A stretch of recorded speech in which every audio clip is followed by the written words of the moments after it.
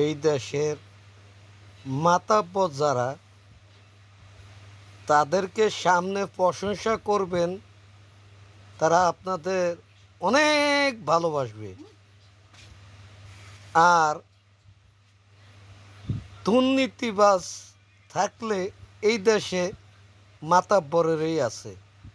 কীরকম? যে তারা মানুষকে পেছে ফালানোর জন্য বহু রকমের রূপ ধরে এবং বহু রকমের কথা বলে, কিন্তু আজ যারা সত্য লিকেল কথা বলে তাদেরকে কেউই মূল্যায়ন দেয় না।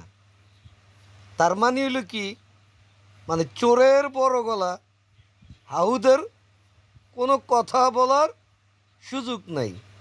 এই হলো দেশের পরিস্থিতি।